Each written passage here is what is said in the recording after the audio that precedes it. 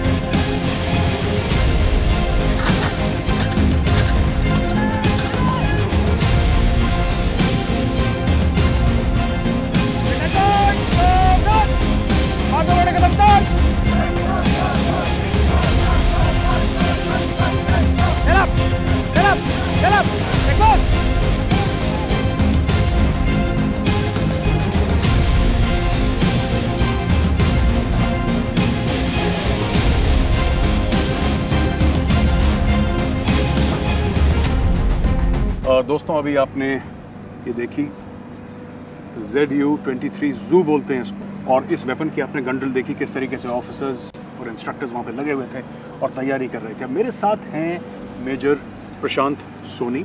हम इनसे बात करेंगे और इनसे ये जानेंगे कि गन ड्रिल क्यों ज़रूरी है और इस हथियार का क्या महत्व है।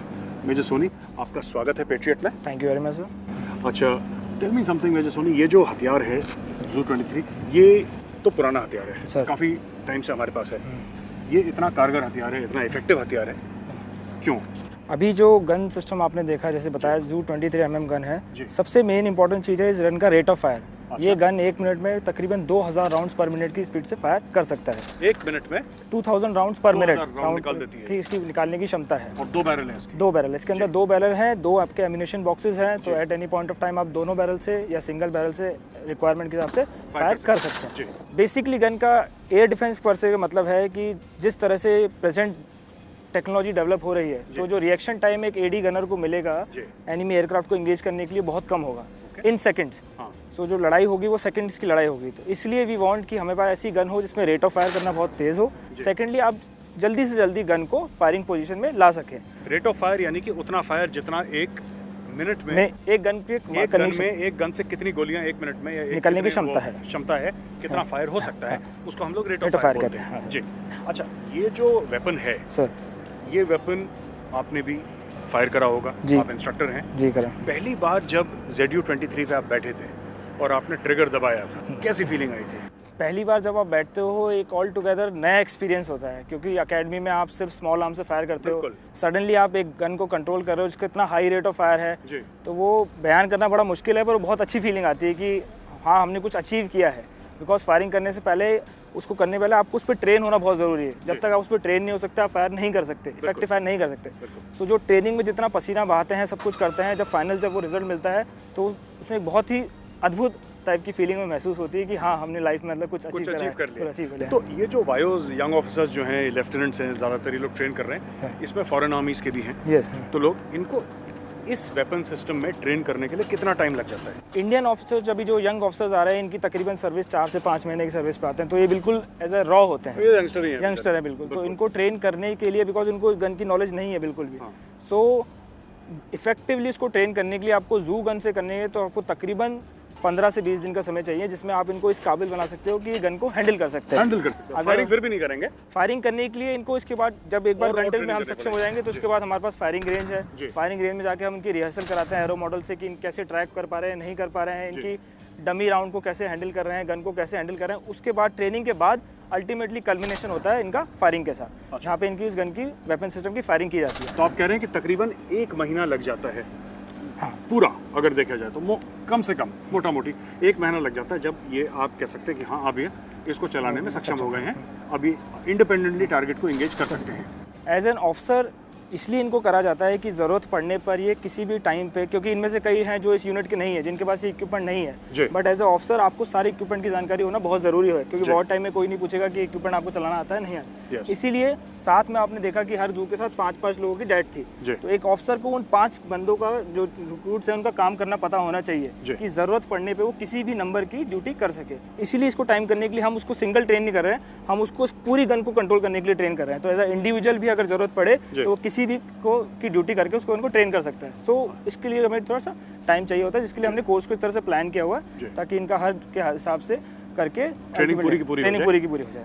किस कैलिबर का वेपन है ये 23 mm राउंड फायर करता है अपने 23 mm राउंड, और इसी राउंड को दोस्तों हमने लगा रखा है लाइन ऑफ कंट्रोल पे, इसी वेपन को डायरेक्ट फायरिंग रोल पे एनिमी के बंकर्स के खिलाफ। तो आप समझ सकते हैं कि 23 mm का राउंड 1600 राउंड पर मिनट, 2000 राउंड पर मिनट जब ये जाते होंगे और घुसते होंगे एनिमी की बंकर्स पे, तो कितना तहस नहस मचाते होंगे, कितना नुकसान पहुंचाते होंगे दुश्मन को। ये हमारे सामने दूसरा हथियार जो है, इसको L70 बोलते हैं। क्या है ये हथियार, इस हथियार की क्षमता क्या है, इस हथियार को चलाते कैसे हैं, इसकी गन ड्रिल क्या है, ये इसके बारे में हम थोड़ा देखते हैं और हम अलविदा कहते हैं मेजर प्रशांत सोनी को। Thank you very much and it was indeed a pleasure. बहुत अच्छा लगा आपसे बात करके और आपने जो बताया, थैंक यू।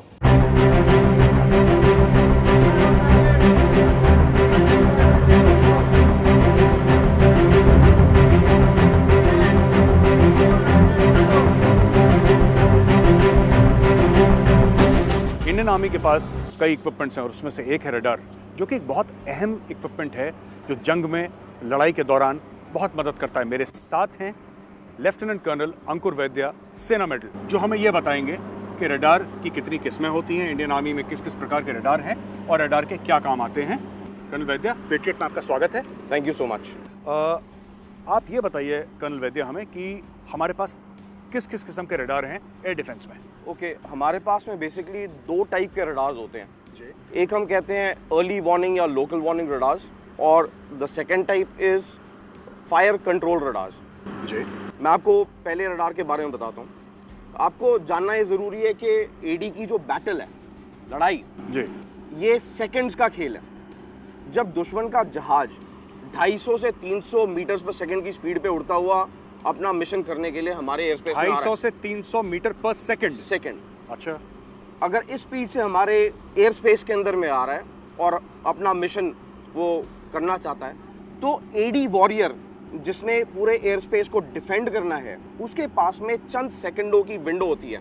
इस विंडो के अंदर में उसने टारगेट को कैप्चर करना है, यानी कि उसको आइडेंटिफाई करना है, देखना है, अपने वेपन्स टारगेट की तरफ में लेके जाने हैं। ये जरूरी है उसको जानना कि दुश्मन है या दोस्त एक्चुअल, यानी कि IFF, और इसके बाद में अपनी मिसाइल या अपनी गन्स को इस्तेमाल करते हुए उसको हवा में बर्बाद करना। IFF जैसे हम लोग कहते हैं आइडेंटिफिकेशन फ्रेंड और फो जी। सो ये पूरी कार्रवाई को अंजाम देने के लिए उसके पास में कुछ सेकंड होते हैं जी। जितनी वार्निंग ज्यादा मिले उसे उतना ज्यादा आसान हो जाता है उसके लिए अपना काम करना। बिल्कुल बिल्कुल। तो दुश्मन को जितना दूर पकड़े उस चीज के लिए हमारे पास में लोकल वार्निंग या अर्ली वार्निंग रडार्स होते हैं जी। हमारे पास में 2-3 किस्म के local warning early warning radars हैं। इसके अलावा जो सेकंड टाइप ऑफ रडार्स हैं जिसे हम कहते हैं फायर कंट्रोल रडार्स। ये फायर कंट्रोल रडार्स वो रडार्स होते हैं जो कि हवा में उड़ने वाले जहाज को आइडेंटिफाई करेंगे और अपनी गन्स या मिसाइल्स को उस तक लेके जाएंगे। अच्छा, यानी कि वो ground based AD weapon system को कंट्रोल करते हैं। अच्छा, बताते हैं कहाँ देखो, कहाँ पे फायर करो। ओके। सो ये मैं आपको दोनों किस्म के रडार्स के बारे में बताऊंगा जी। और ये रडार्स फंक्शन कैसे करते हैं जी। और एडी बैटल के अंदर में कैसे इनका रोल होता है इसके बारे में बताऊंगा। रडार एक ऐसी चीज है जी जो इक्विपमेंट है जो कि इलेक्ट्रोमैग्नेटिक वेव्स को आकाश में छोड़ता है जी। ये इलेक्ट्रोमैग्नेटिक वेव्स आकाश में कोई भी चीज, कोई भी ऑब्जेक्ट है उससे टकरा के वापस आती हैं तो हम डिटेक्ट कर पाते हैं कोई टारगेट है जी। और इस टारगेट को फिर ये आइडेंटिफिकेशन और बाकी एनालिसिस के थ्रू गुजारता है। अच्छा, ये जो हमारे पीछे जो रडार है, यस, ये कौन सा रडार है? इसे कहते हैं रिपोर्टर रडार। ओके। और ये आर्मी के अंदर में, आर्मी एयर डिफेंस के अंदर में एक बहुत अहमियत रखता है जी। और इसके बारे में मैं आपको चंद लम्हों में बताऊंगा। कर्नल साहब अब आपको ले जाएंगे इस रिपोर्टर रडार के बारे में जो बात करी है, इसके बारे में आपको विस्तार से बताएंगे। आप सुनिएगा, बड़ी इंटरेस्टिंग बातें, बड़ी जिसको कहते हैं कि ऐसी बातें हैं जो आपके लिए भी नहीं हैं और आपको भी पता लगना चाहिए कि किस तरीके से, जब कर्नल साहब ने बताया कि 300 मीटर प्रति सेकंड यानी कि हज़ारों किलोमीटर प्रति घंटे की रफ्तार से जब दुश्मन का एयरक्राफ्ट हमारे एयर स्पेस में आता है तो एक एयर डिफेंस वॉरियर को कुछ चंद लम्हे, कुछ चंद सेकंड मिलते हैं। उसको ये पहचानना है कि ये क्या है, उसको ये पहचानना है कि ये जो है एयरक्राफ्ट ये दोस्त है या दुश्मन है, और अगर दुश्मन है तो उसके ऊपर क्या कार्रवाई करनी है। ये सब चंद सेकंड का खेल है और ये खेल क्या है इस रडार के थ्रू ये बताएंगे आपको कर्नल वैद्या। कर्नल साहब, the stage is yours, please. Thank you. Okay, हम अभी रडार के ऊपर में हैं। रडार के डिफरेंट पार्ट्स के बारे में आपको बताऊंगा। ये जो पार्ट है ये एंटीना सब असेंबली है। अभी एंटीना फोल्डेड स्टेट के अंदर में है, यानी कि ट्रैवलिंग पोजीशन के अंदर में।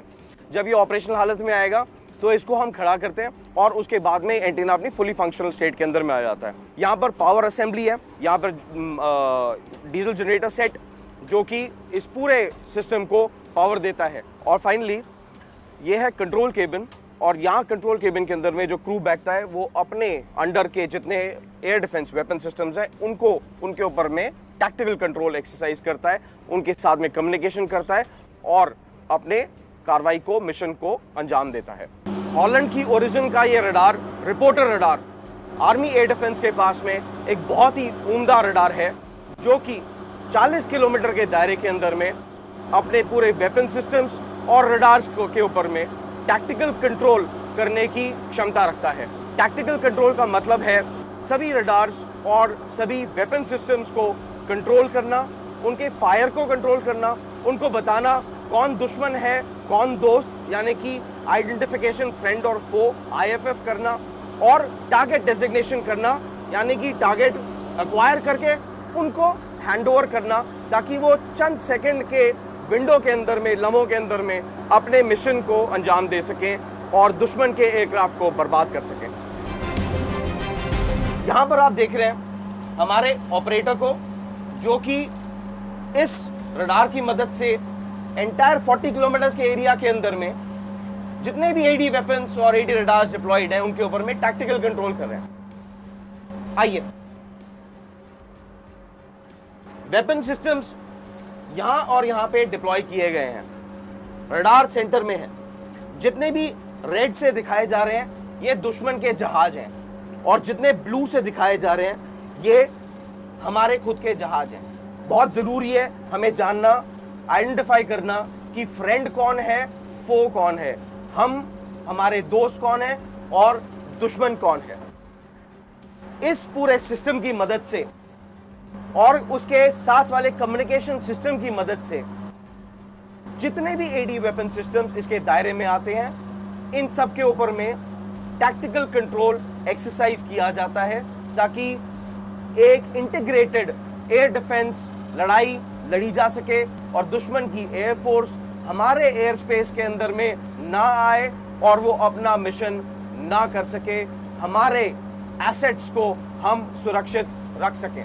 टैक्टिकल कंट्रोल रडार्स के बारे में जानने के बाद में अभी हम आपको बताएंगे कि फायर कंट्रोल रडार्स क्या चीज होते हैं। फायर कंट्रोल रडार जैसे नाम से हमको समझ में आता है ये AD वेपन्स के फायरिंग को कंट्रोल करता है। हमारे पास में आज के तारीख में जो सबसे अच्छा रडार है फायर कंट्रोल करने के लिए वो है फ्लाई कैचर रडार। ये फ्लाई कैचर रडार हॉलैंड से हमने लिया था और इसके बाद में BEL that Bharat Electronics Limited के अंदर में अभी अंडर लाइसेंस मैन्युफैक्चर हो रहा है। और ये बहुत ही अच्छा रडार है, उम्दा रडार है। जैसे नाम बताता है फ्लाई कैचर, तो उड़ते हुए पंछी को इसको पकड़ना इसके लिए बहुत ही आसान काम है। और ये हमारे AD वेपन्स जैसे कि L-70 और मिसाइल सिस्टम्स को ये कंट्रोल करने की काबिलियत रखता है। आइए देखते हैं कि ये कैसा दिखाई देता है। फ्लाई कैचर रडार के अंदर में ये फाइटिंग कंपार्टमेंट कंट्रोल केबिन है जहां पे हमारे ऑपरेटर्स हैं। रडार अभी फुली ऑपरेशनल कंडीशन में है और अब आपको ये दिखाएंगे कि एंगेजमेंट प्रोसीजर दुश्मन के एयरक्राफ्ट को बर्बाद करने के लिए किस तरह किया जाता है।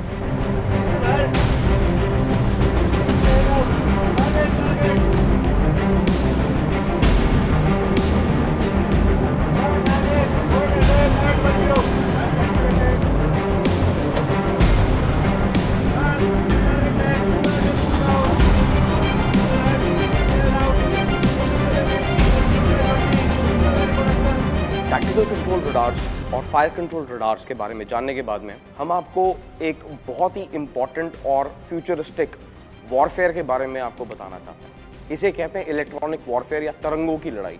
आजकल के युग के अंदर में और फ्यूचर के अंदर में और ज़्यादा इस्तेमाल होने वाला है। तरंगों की लड़ाई या इलेक्ट्रॉनिक वॉरफेयर एक बहुत ही प्राइमरी, बहुत ही इंपॉर्टेंट टाइप ऑफ लड़ाई का जरिया होगा। तरंगों की लड़ाई क्या होती है? रडार यहाँ से तरंगे भेज रहा है हवा में और उसको पता चलता है कि हवा में कोई चीज़ है। जब ये तरंगे वापस लौट के आती हैं, क्या होगा जब हवा वाला जो जहाज़ है ये खुद भी तरंगे भेजता है और हमारे साथ में हमारी कार्रवाई के अंदर में इंटरफेयर करने की कोशिश करता है। इसी को electronic warfare, electronic counter measures और इलेक्ट्रॉनिक काउंटर मेजर्स का नाम दिया जाता है। एडी कॉलेज के अंदर में हमारा मुद्दा ये रहता है कि हमारे ऑपरेटर्स, चाहे वो रडार ऑपरेटर्स हों, टैक्टिकल कंट्रोल के या फायर कंट्रोल रडार ऑपरेटर्स हों, ये फ्यूचर के साथ में इन सिंक हो और अपने कार्रवाई को ठीक तरह से करने के लिए इलेक्ट्रॉनिक वॉरफेयर की जानकारी इनको भली भांति हो। और इसी के लिए ये आपके सामने जो एस्टैब्लिश किया गया है ये है क्लासरूम इलेक्ट्रॉनिक वॉरफेयर सिमुलेटर, जहाँ पे हम अपने स्टूडेंट्स को इलेक्ट्रॉनिक वॉरफेयर के बारे में जानकारी देते हैं, उन्हें प्रैक्टिस कराते हैं कि हर equipment electronic warfare in battle को किस तरह बेस्ट लड़ सके।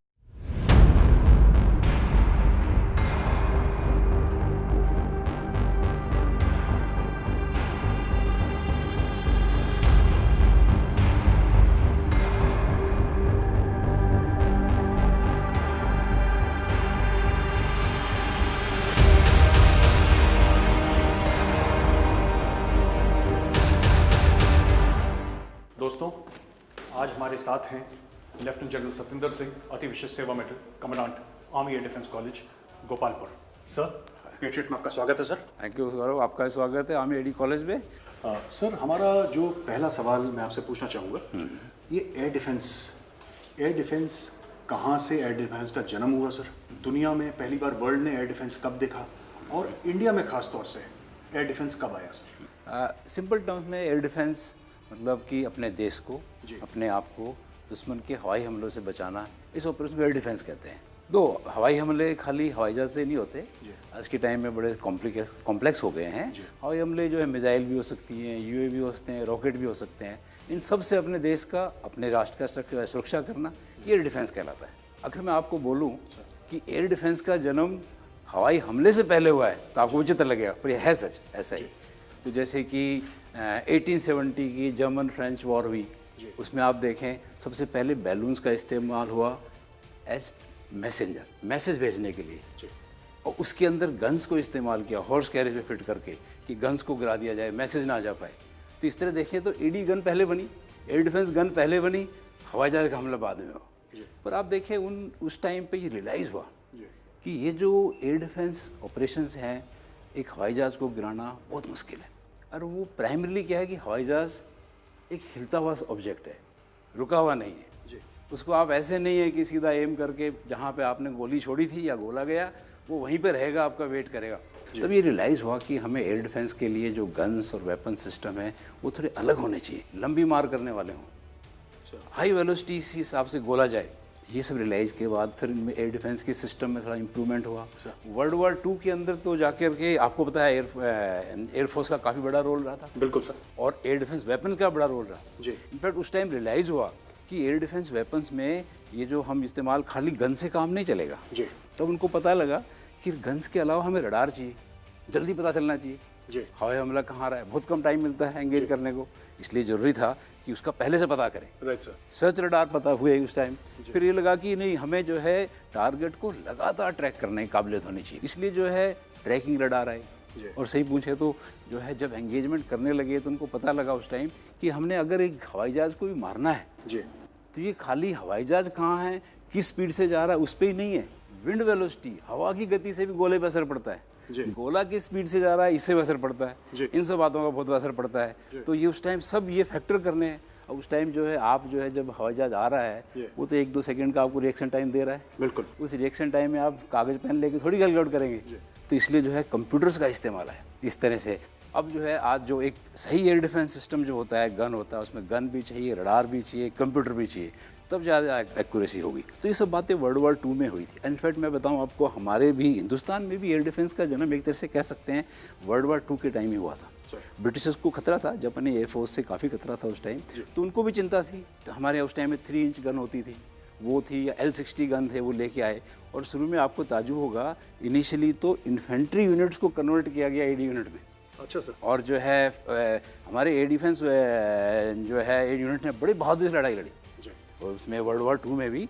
और बल्कि 2 तो विक्टोरिया क्रॉस विनर थे, 2 अफसर थे हमारे, और 2 जेसीओज थे, उनको ओबी से नवारा गया बहादुरी की वजह से।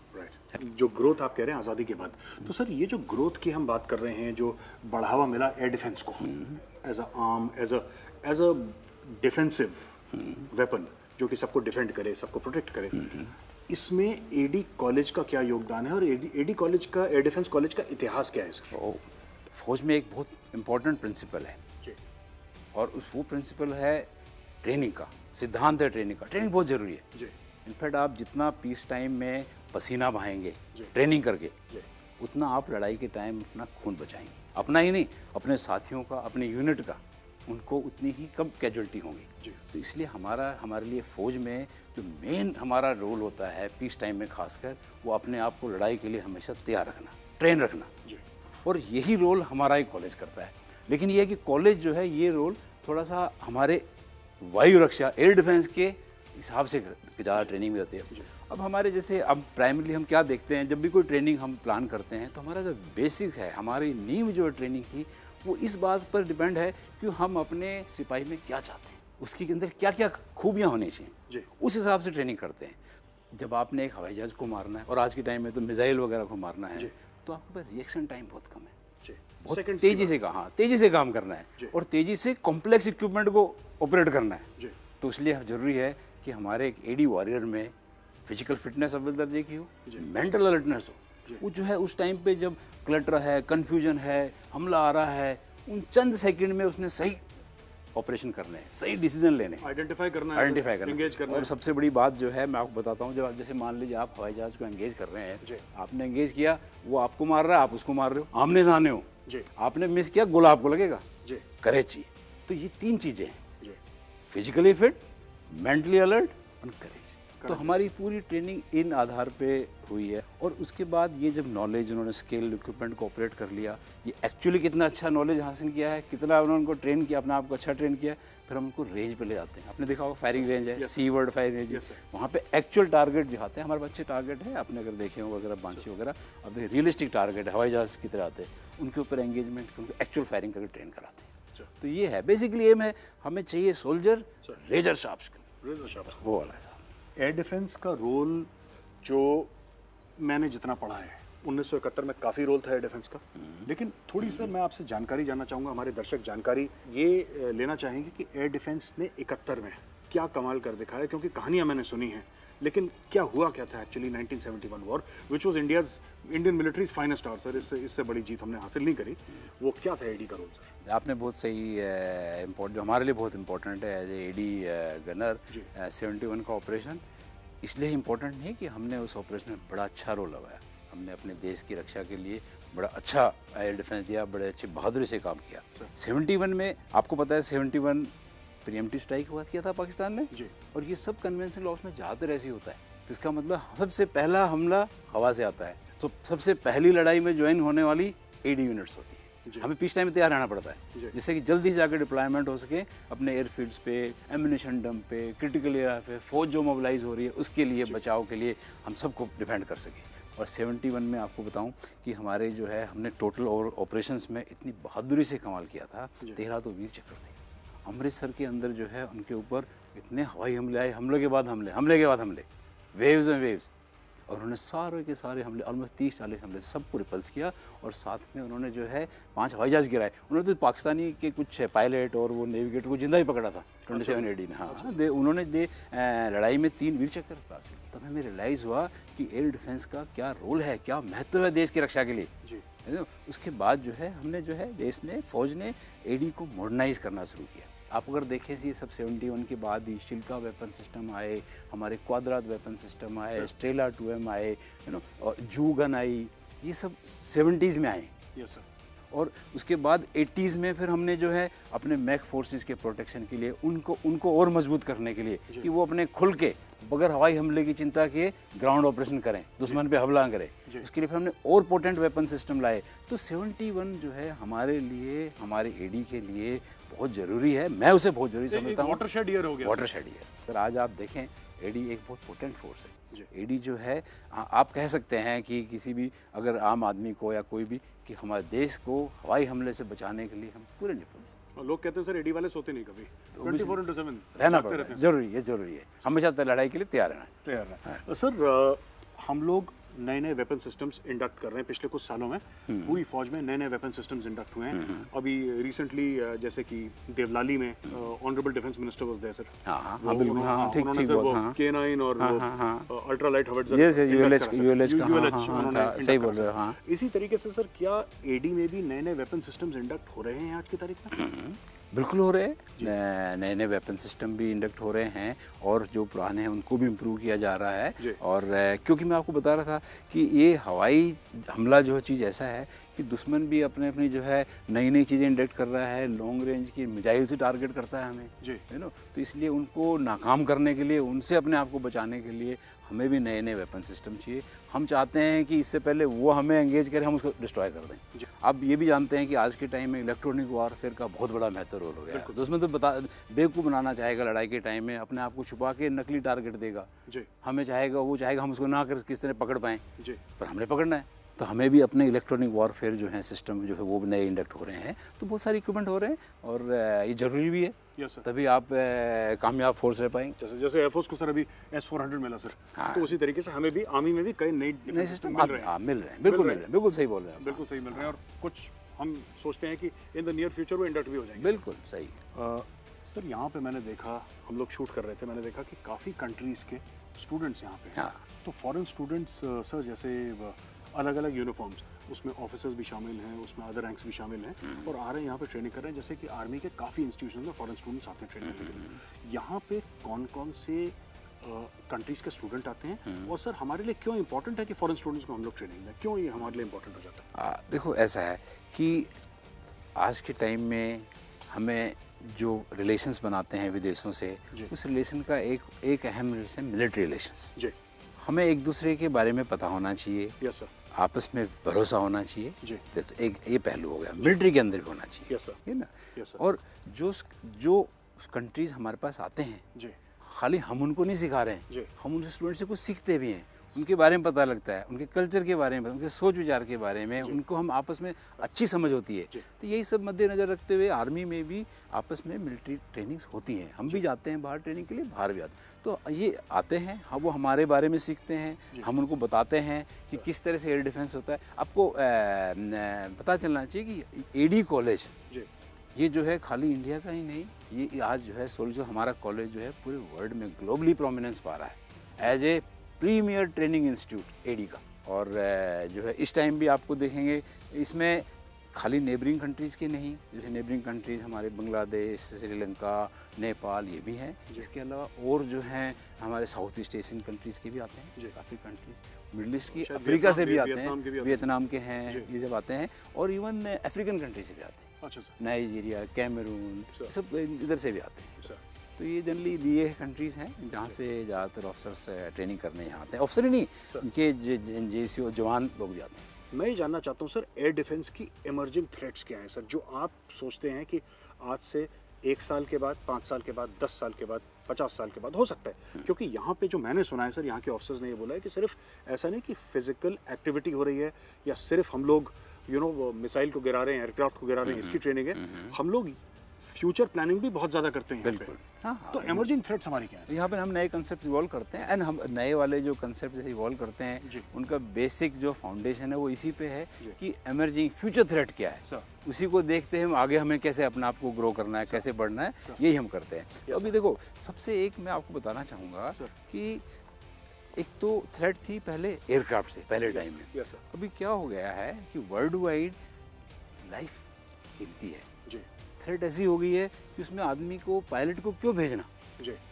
और भेजना भी है तो दूर से भेजना है, और ऐसा स्टेल्थ टेक्नोलॉजी के साथ भेजना है कि उसको रडार पकड़ ना सके। तो अभी जो थ्रेट जो हमारे पास है वो ये है, एक तो स्टैंड ऑफ कैपेबिलिटी, दूर से दुश्मन हवाई हमला करेगा तो हमें भी लंबी मार तक के अपने हथियार चाहिए। दूसरा क्या है, वो स्टेल्थ टेक्नोलॉजी वाला एयरक्राफ्ट है, उसको रडार पिकअप करना बड़ा मुश्किल हो जाता है, तो उसको काउंटर कैसे हम उसको पकड़ें वो है।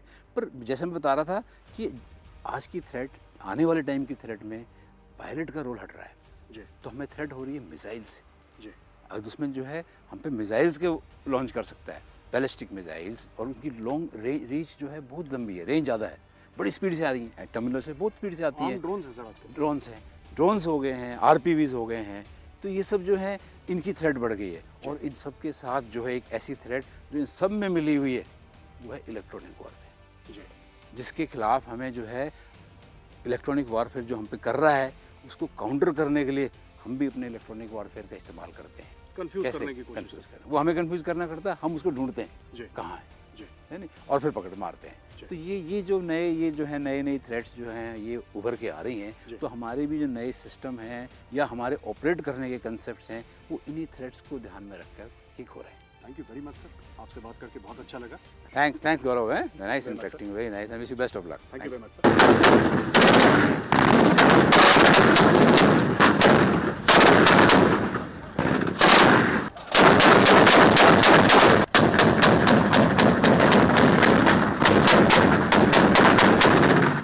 दोस्तों, ये जो आपने अभी फायरिंग देखी है, यहाँ पे इतने राउंड फायर हो गए, लगातार दोपहर से फायरिंग चल रही है, मेरे कान बिल्कुल अभी सुन हो चुके हैं।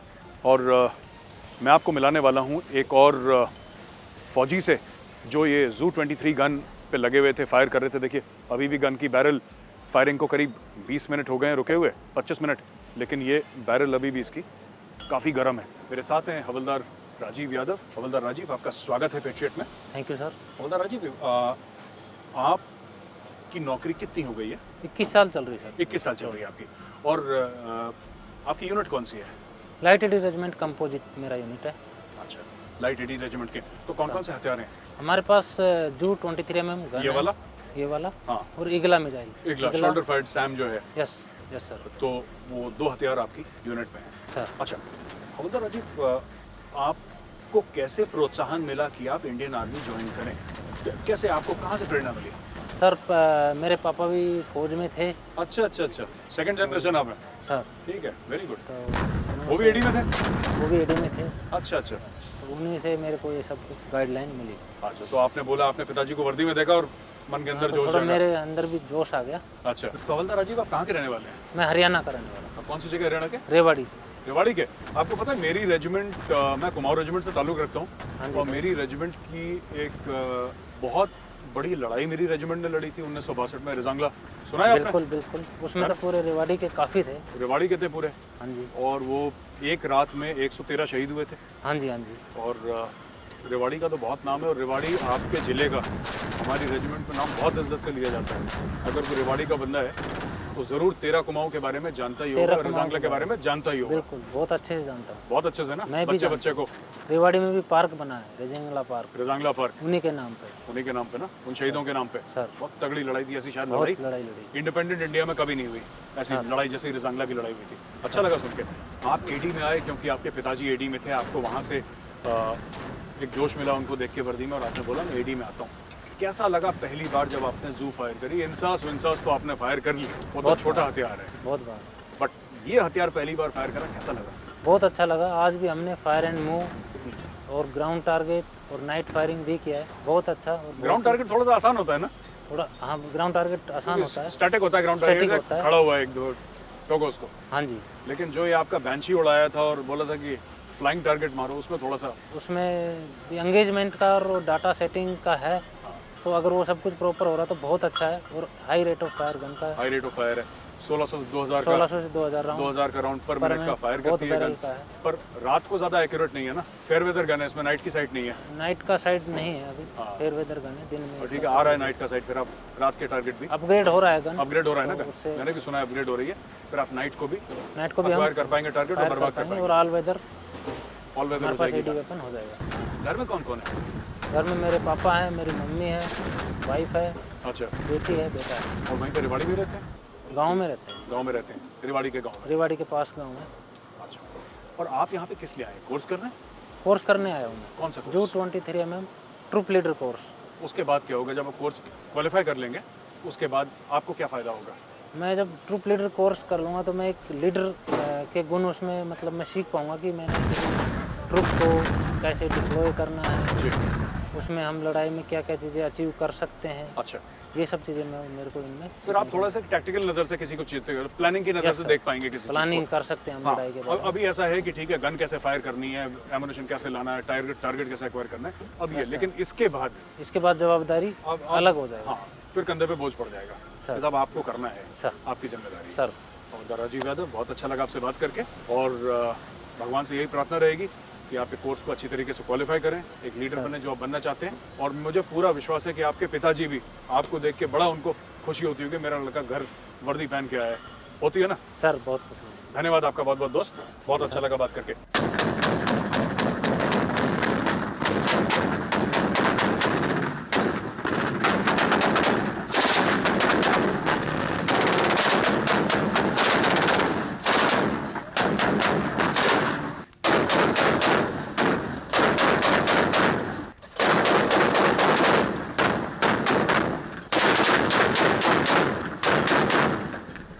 दोस्तों, ये है जू 23 एंटी एयरक्राफ्ट गन और मेरे साथ हैं लेफ्टिनेंट जसकीरत सिंह गुराया। मैं उनसे बात करूंगा। अभी ये वेपन ये फायर कर रहे थे, गन फायर कर रहे थे अपने पूरे क्रू के साथ, अपने पोस्टमेट्स के साथ। आइए हम इनसे बात करते हैं। ये शेल है वैसे जू का, हम इन्फेंट्री वाले हमें आदत नहीं होती इतने बड़े खोखे की, हमारे वेपन के खोखे तो इतने बड़े बड़े होते हैं पतले से। This is so Jaskirat, welcome to Patriot. या एंड ये जो वेपन है, हम लोग बाकी बातें बाद में करेंगे। जू 23 ये किस कैलिबर का वेपन है?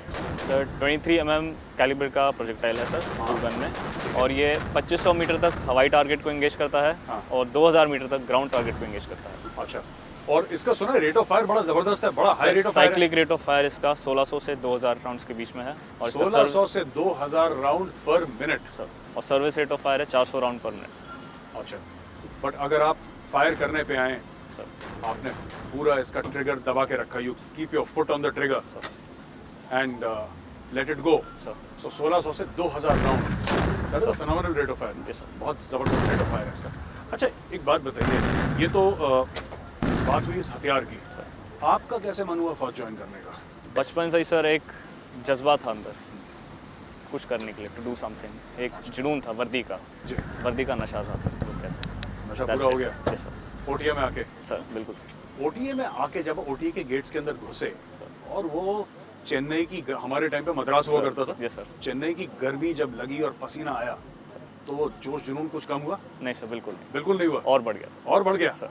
Very good, well said, well said. तो कैसी रही ट्रेनिंग? ट्रेनिंग टफ थी, हाँ काफ़ी कुछ सीखने को मिला। जी, What they say, we make men out of boys. Yes, That you feel that difference, कि अपने अंदर एक परिवर्तन जो हम कॉलेज के बच्चे हुआ करते थे, और ट्रेनिंग के बाद जब एकदम से कंधों के ऊपर ये जिम्मेदारी आ जाती है, तो आपके पीछे इतने सारे बंदे हैं जो आपके कमांड का वेट कर रहे हैं, सुनेंगे। It's a different high. Absolutely, it's a different high. तो आपने ट्रेनिंग कंप्लीट करी, आपने एयर डिफेंस चूज करा, आपको एयर डिफेंस मिला, और फिर आप यूनिट पे कमीशन हो गए। जी, ठीक है, यूनिट की तो अभी आपका पूरा फौजी करियर आपके सामने पड़ा हुआ है, एंड गॉड विलिंग कई सालों तक you have a successful and fruitful career in the army. वापस ले जाता हूँ ओटीए। सर। क्योंकि आपके मेरे बीच में अभी क्या कॉमन है? OTA फौज के अलावा OTA कॉमन है ना? कौन सी कंपनी के आप? सब बसंतर। बसंतर बाद में रेज हुई थी ना? Yes sir. कब रेज हुई थी Basantar? Summer of 2012 sir. Summer course. Summer of 2012। Alright. Basantar, on the battle of Basantar. Yes sir. हाँ, सेकंड लेफ्टिनेंट अरुण खेतरपाल जी सर। जिसको पाकिस्तानी बैटल ऑफ बड़ा पिंड भी कहते हैं। जी सर। बड़ी तगड़ी लड़ाई थी। He got the PVC Yes, sir. by the way. So in his honor, Battle of Basant. I am from Jasami Sir. and Jasami तो अभी भी होगी, बिल्कुल सर। है ना? और शुरू में भी डाउटफुल कंपनी थी, आज भी होगी डाउटफुल, है ना? Champion company sir. Jasami champion है? Yes sir. अच्छा, व्हेन आई लेफ्ट हाँ। It was Basantar, next course was Jasami. Jasami ना? जब तक हम थे हमने इंश्योर करा था कि जसामी चैंपियन कंपनी ना बने। I हमारी still have the हरकतें saying sir, जसामी का J that's not a J. It's a अब एक बात बताओ, आपने OTA में जो ट्रेनिंग करी, आपके यार दोस्त कुछ इन्फेंट्री में गए, सर कुछ आर्टिलरी में गए, कुछ आर्मर्ड में गए, कुछ AD में आ गए, सर राइट? कभी कभी ऐसा भी तो होता है कि एकेडमी में you don't get your sir choice. बिल्कुल सर। कोई बंदा आर्मर्ड के लिए ऑप्ट करता है, उसको नहीं मिलती सर क्योंकि मेरिट में नहीं है। वैसे लोग कैसे डील करते हैं? सर इनफैक्ट आपने ये पॉइंट रेज किया, I myself was a hard core armoured corps ऑप्टी, अच्छा, but now coming in to AD, Yeah. AD में आकर मैंने देखा है कि as an arm this is the arm of the future. जो आगे की लड़ाइयाँ होंगी, Yes. जो हमारे आगे के दुश्मन आएंगे, हवाई, we are talking about UAVs अच्छा। एंड मिसाइल्स, तो दिस इज़ द आर्म जहाँ पे टेक्नोलॉजी का एक बहुत रोल आता है, अहम रोल है। और लगभग अगर आप देखें मिडिल ईस्ट में जो कॉन्फ्लिक्ट चल रहे हैं, सीरिया में, बाकी सब जगह पे, तो AD का एक खास रोल है काफ़ी, एंड इसी तरह से जो future I believe lies over here. अच्छा, अच्छा, तो you saying you opted for armoured, आपने आर्मर्ड के लिए ऑप्ट करा था, sir. फिर कैजुअलिटी हो गया। अच्छा, मेरे Right, साथ sir. रिवर्स कैजुअलिटी हुआ। मैं ऑप्ट करना चाहता था 61st कैवलरी के लिए, I was a rider, Sir. तो मैंने काफ़ी कॉम्पिटिशन्स में और काफ़ी लेवल्स पे मैंने हॉर्स राइडिंग करी, मैं शो जंपिंग करता था स्कूल में खास तौर से। कॉलेज में इतना मौका नहीं मिला क्योंकि सेंट स्टीफन्स में हॉर्सेस थे नहीं, लेकिन मैं करता था। उसके बाद क्या हुआ कि मैंने बोला एकेडमी में वापस वो राइडिंग का जुनून चढ़ा, तो वहाँ पे लोगों ने इनकरेज भी करा एकेडमी में जिसमें जो बंदा ठीक होता है उसको फिर वो उसके पीछे लोग लग जाते हैं, हाँ ये आगे जाएगा इसी में, इनकरेज करो इसको, तो मुझे इनकरेज करा। मेरा एक कोर्समेट है, he is now a colonel in the army, उसका नाम है कर्नल अमरदीप सिंह बाली। बाली मेरा खास दोस्त, और एक है कर्नल AP सिन्हा, मेरे खास दोस्त। ये दोनों इन्फेंट्री ऑप्टी थे। इन लोगों ने मुझे इमोशनली ब्लैकमेल करा कि तू भी इन्फेंट्री के लिए ऑप्ट कर, यू नो एकेडमी में राइट सर यारियों में हो जाते हैं उल्टे Yes, sir. सीधे काम। एंड इन्होंने मुझे साफ सीधा बॉयकॉट कर दिया। इन्होंने बोला कि you will opt for infantry. ऐसे यार मैं 61st कैवलरी को ऑप्ट ही हूँ, I want to join 61st cavalry. मुझे पता भी नहीं था वैकेंसी है कि नहीं, मेरे मन में बात थी। तो सर नहीं, if you are a friend you will opt for infantry. Then I said अगर मैं इन्फेंट्री में जाऊँगा तो मैं कुमाऊँ में जाऊँगा। My first choice was Kumaon, second was Gurkhas, and I think third was Garhwal और something like that, but first was Kumaon. So I said let me go to Kumaon. I got Kumaon, I was commission in 17 Kumaon. मैं 57 SS का हूँ जसामी company का। तो बड़ा अच्छा लग रहा है आप लोगों से मिलकर। 24 साल निकल गए, अगले साल हम लोग अपनी सिल्वर जुबली करेंगे। आप लोग यंग हैं, आप लोगों का पूरा एक फ्यूचर है। हमारे आधे कोर्स को अब दिखाई नहीं देता बिना चश्मे के। तो लवली मीटिंग है, बड़ा अच्छा लगा आपसे बात करके। दोस्तों, speaking with lieutenant Jaskirat Singh Guraiya, ये मेरे अल्मा माटर के हैं, OTA के हैं, और बात करके हमने पुरानी यादें अपनी ताज़ा करी, क्योंकि एक्सपीरियंसेस हम दोनों की एक ही हैं। हो सकता है कि हम में 22-23 साल का फासला हो, लेकिन एक्सपीरियंसेस हमारी एक जैसी हैं। और आज बड़ा अच्छा लगा इन यंग ऑफिसर्स को देख के। कोई L-70 चला रहा है, कोई Su-23 पे है, एक्यूरेट फायरिंग करी, टारगेट को एंगेज करा इन लोगों ने। दोस्तों, this is not just an officer standing in front of you, this is the future of the Indian army.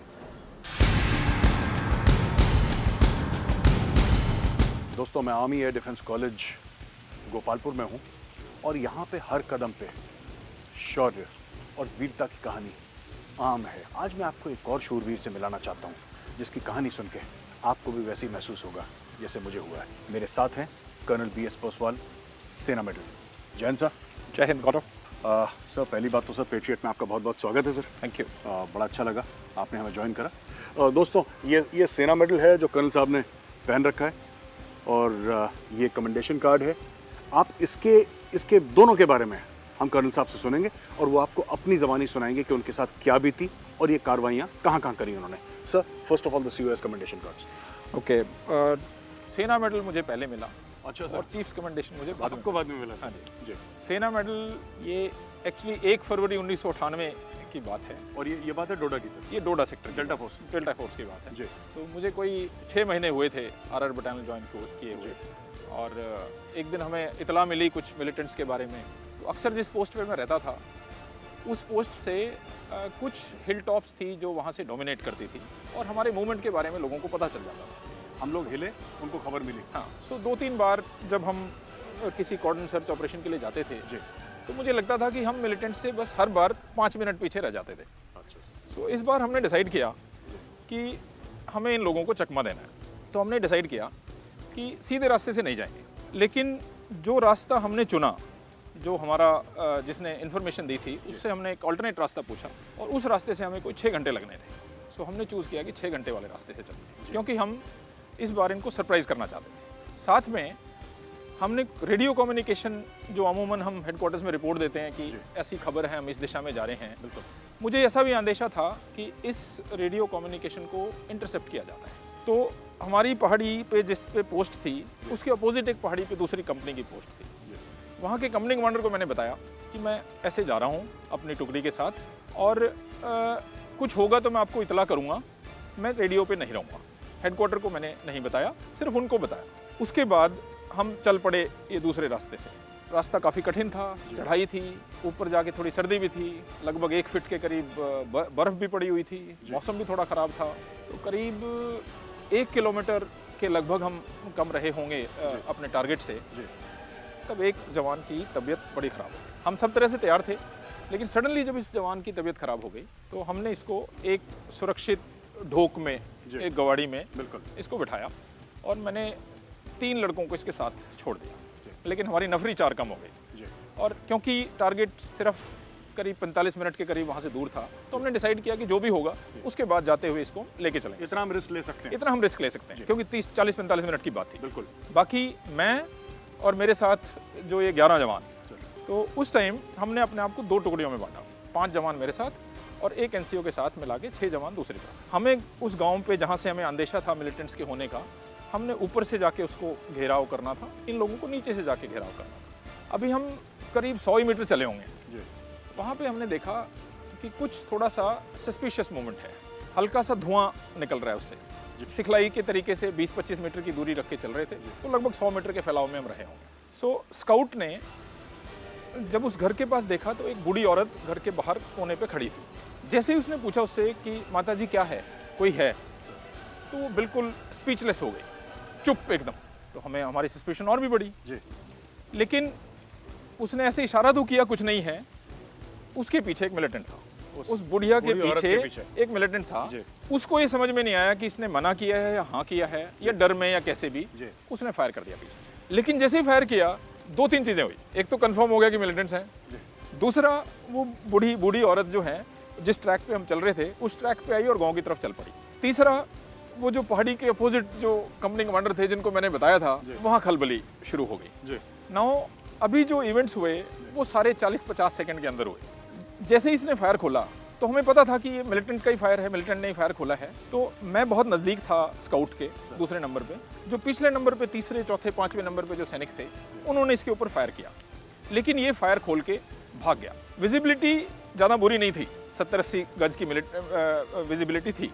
सो मैंने रेडियो ऑपरेटर को बुलाया और जैसे ही ये फायरिंग हुई रेडियो पे कॉल आनी शुरू हो गई सामने से, क्या हुआ, कैसे हुआ, कैसी फायरिंग टाइप करके। सो मैंने रेडियो सेट लिया और मैंने कहा all okay, will call after 10 minutes, and radio set को मैंने स्विच ऑफ कर दिया, साइलेंस पे लगा दिया। सो रेडियो सेट ऑपरेटर से मैं बात कर रहा हूँ, स्काउट थोड़ा सा आगे है। सो मैंने इसको बोला, मैंने कहा यार इसके अंदर ग्रेनेड डालते हैं, जो अंदर होंगे बाहर निकल जाएंगे। और अगर एक सिविलियन सिर्फ बुढ़िया ही थी वो तो निकल गई, बुढ़िया निकल गई। तो ये ऑपरेटर जो मेरा बड़ी भी था कहता साहब रिस्क है, नीचे से गोलियां मारेंगे, कच्ची छत है टाइप करके। मैंने उसकी अनसुनी कर दी बात, दबे पाँव से मैंने 2 स्टेप लिए और ग्रेनेड निकाल के उसकी चिमनी में डाल दी। उनमें से एक समझदार मिलिटेंट ने उसने ऊपर बस्ट मारा, छत के थ्रू गोलियां निकली, 2-3 गोली निकली होंगी। ग्रेनेड फटने के टाइम पे ये लोग बाहर भागे, 3 मिलिटेंट्स थे, तीनों बाहर भागे। अपनी तरफ से वो अलग अलग दिशा में भागने की कोशिश कर रहे थे, अपनी तरफ से पीछे फायर करने की कोशिश कर रहे थे। तो उस 30 सेकेंड में मैंने भी इनके ऊपर फायर खोला, स्काउट ने भी फायर खोला, अगले भी बंदे पोजीशन में थे, और इससे पहले ये सेकंड जंप कर पाते तीनों मिलिटेंट थे। सो और जो नीचे से टोली जा रही थी 6 बंदों की जो टोली थी वो अभी तक इस पोजीशन में नहीं आए थे कि इसकी स्टॉप करके इसका पोजीशन ब्लॉक कर लेते, कि इफेक्टिव स्टॉप लगा सके, इफेक्टिव स्टॉप लगा सके। लेकिन उन्होंने फायरिंग तो सुन ली थी, तो उन्होंने भी अपनी पोजीशन सीखे हुए तरीके से जो पोजीशन पकड़ते हैं, आर्ट पकड़ते हैं, उन्होंने भी पोजीशन पकड़ी। बिल्कुल। लेकिन इसकी खुशकिस्मती समझिए कि ये उनके कॉर्डन में नहीं फंसा।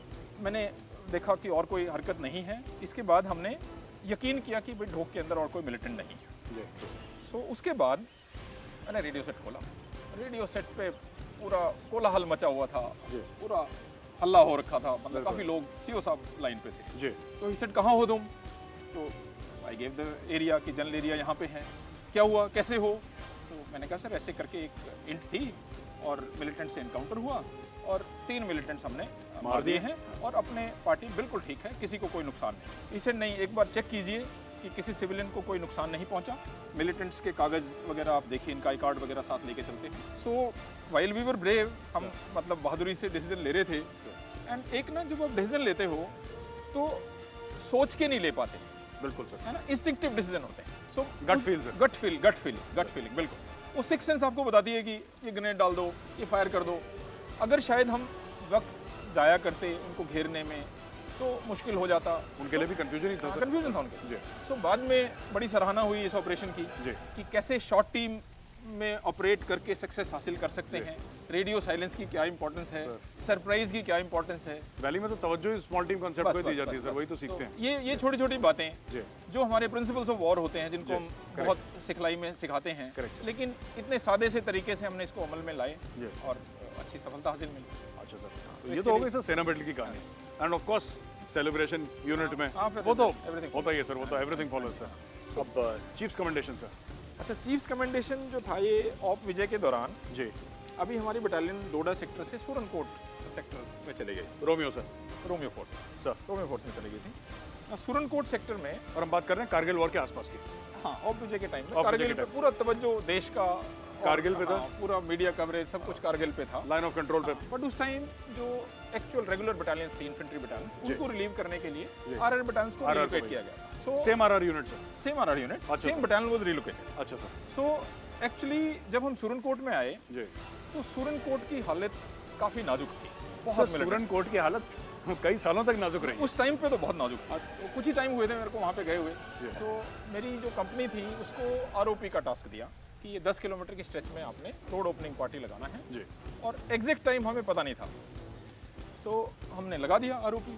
सो मैं एक पिकेट के पास था, डे ब्रेक से पहले, भोर से पहले के वक्त की बात है जी। मेरे को नेबरिंग जो पिकेट है जी, वहाँ से वीपीएस पे हमारे रेडियो सेट पे एनसीओ ने बताया कहता साहब कोई हरकत हो रही है। जैसे ही मैं वहाँ के लिए चला, एक बर्स्ट फायरिंग हुआ। नेवरदिलेस मैं पहुँच गया उस पिकेट में सर। मैंने पूछा उससे, मैंने कहा साथी बताओ क्या हुआ? कहता साहब वहाँ पे हरकत देखी मैंने और मैंने फायर किया। तो मैंने कहा मिलिटेंट का हरकत था? कहता साहब झाड़ी हिला था ऐसे करके और हरकत था वहाँ। हो सकता है, दिखता भी नहीं है सर, दिखता नहीं, एंड विजिबिलिटी वाज बैड, बिल्कुल विजिबिलिटी वाज बैड। सो मैं इसके साथ गया और हम उस लोकेशन पे जाके देखने की कोशिश की हमने, टॉर्च वॉर्च जला के थोड़ा सा कि क्या था हरकत। तभी मेरे को एक राउंड मिला एंड वो राउंड था यूएमजी का। अच्छा सर, एक यूएमजी का राउंड था सर।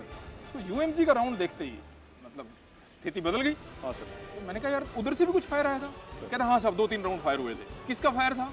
कहता साहब कुछ समझ में नहीं आया, लेकिन फायर था उधर से, ऑटोमेटिक फायर था। अभी हम उस पिकेट के जो 4 लोग जी, उनमें से वही मेरे पास वहाँ पे बस। अच्छा। हम 4 लोग, हमने देखा कि जहाँ वो पिका का राउंड, उसका यूएमजी का राउंड पड़ा था जी, वहाँ पे कुछ स्लिप मार्क्स थे। अच्छा। पैर के slip marks, fresh slip marks. हमने कहा यार ये पक्का फायरिंग भी हो गई, कंफर्म हो गया, कोई ना कोई मिलिटेंट था। फुट मार्क्स भी हैं सर। और फुट मार्क्स भी जी। तो हम उसी बहाव में, मैं कहूँगा, या जोश में, या उत्तेजना में, या जुनून में, हम करीब 50, 60, 70 मीटर नीचे चले गए। अभी 60-70 मीटर जाके सिचुएशन ऐसी थी कि आप अपनी टुकड़ी से हो गए अलग हो गए, आप जंगल के बीच में हो जी। सो जब हम करीब 80 मीटर के करीब नीचे आ गए और साइड में एक नाला चल रहा था, वहाँ पे हमने देखा कि एक आदमी या औरत कोई एक अपना फिरन पहने हुए बैठी थी वहाँ और बैठा था। ठीक है सर। तो अब हमें सस्पिशन हुआ, हमें पूरा आइडिया नहीं था कि ये गाँव का भी कोई आदमी हो सकता है, कोई औरत भी हो सकती है। तो मैंने अपना पोजीशन पकड़ के एक पत्थर के पीछे हिम्मत करके उसको बुलाया, कौन है वहाँ? ये भी डर लगता है कोई सिविलियन ना हो, कहीं सिविलियन का लग जाए तो then you live with it for your life. मतलब यू नो उस टाइम अंडरस्टैंडिंग ये थी कि सिविलियन को नुकसान नहीं होना चाहिए। बिल्कुल सर। उसी पोजीशन से अच्छी तरह मजबूत हालत में मैंने तेज से चिल्लाया, मैंने कौन है वहाँ। सो ये बंदा 6 फुट 4 इंच का, दाढ़ी, अफगान सर, अफगानी लड़का सर, तगड़ा लड़का सर, एंड ये टर्न बैक करके और धर्र करके इसने पूरी इसने बर्स्ट हवा में, पूरी इसने बर्स्ट मारी हवा में। सर अब हम भी तैयार थे। अब जैसे ही इसने बर्स्ट मारी सर, हमने भी फायर की। सर अभी हम चारों उस टाइम पोजीशन में नहीं थे। मतलब गौरव, मैं आपको बताना चाहता हूँ, इसलिए मैं कहता हूँ कि luck is a very important quality for a soldier. जी। यहाँ पे हमने दोनों ने ट्रिगर एक साथ दबाया। मतलब मैंने भी फायर किया, उसने भी फायर किया। अच्छा। और जिस पत्थर के साथ में पड़ा हुआ था, जिस खड़ा हुआ आड़ पकड़ा हुआ था मैंने, उस पत्थर पे लगभग इसका बर्स्ट लगा। अच्छा सर। और उस पत्थर के टुकड़े उड़े हवा में, मतलब कुछ चेहरे पे छोटे छोटे वो उड़े, उसकी धूल के छोटे छोटे कंकर पत्थर के टूट के गिरे जी। एंड इसको स्क्वायरली बिल्कुल चेस्ट में बर्स्ट लगा। अच्छा। और ये वहीं पे गिर गया। ढेर हो गया सर। ढेर हो गया। लेकिन जैसे ये क्या कहते हैं, गोली चली दोनों तरफ से, एक नाले के उस पार पहाड़ी के ऊपर से फायरिंग हुई। अच्छा सर। एक करीब 40-50 मीटर नीचे दूसरे मिलिटेंट ने फायर किया। अभी मेरी समझ में आई कि सिचुएशन क्या है, और एक्चुअली मुझे डर लगा। बट बात फिर वही घूम फिर के कि मुझे पता है ये हैं, बट इन्हें नहीं पता हम कितने हैं। बिल्कुल। बट फिर भी हमने डिसीजन लिया जी कि यार हम जंगल के बीच में हैं, सड़क से हम 100 मीटर दूर हैं जी, और इस पोजीशन को सिक्योर करते हैं ना। जब ये गिर गया नीचे, इसके साथ में एक आरपीजी लॉन्चर रखा हुआ था। आरपीजी थी इसके पास? आरपीजी लॉन्चर लेके बंदा बैठा हुआ था जी। शायद ये 2 के ग्रुप में चल रहे थे। जब हम नीचे आ रहे थे कॉन्वॉय पास, मतलब मैं आपको ये बताना चाहता हूँ कि इनको एग्जैक्ट टाइम पता था कि कॉन्वॉय कब निकल रहा है। जी। हमें नहीं पता था, लेकिन इनके सूत्र इतने मजबूत थे सुरनकोट में ये हालत थी कि इन्हें एग्जैक्टली पता था कि अगली ये 10-15 मिनट में जो है कॉन्वॉय पास होने वाला है। एक जो इसका साथी होगा शायद जो भागा, उसकी यूएमजी जो जिसकी हमें गोली भी मिली थी वहाँ पे, वो मिली। इसका पर्सनल वेपन मिला, और इसके पास कम्युनिकेशन सेट और करेंसी और वो सब कागजात, वो सब चीज़ें जो मिलिटेंट्स के पास मिलती हैं, वो सब चीज़ें हमें मिली। लेकिन हमने इस सर्च को फिर आगे फॉलो नहीं किया, और इमीडिएटली बटालियन हेडक्वार्टर में कॉल किया कि हमें थोड़ा सा रीइंफोर्समेंट भेज दीजिए, और एनकाउंटर हो गया है और भी मिलिटेंट्स हैं इलाके में।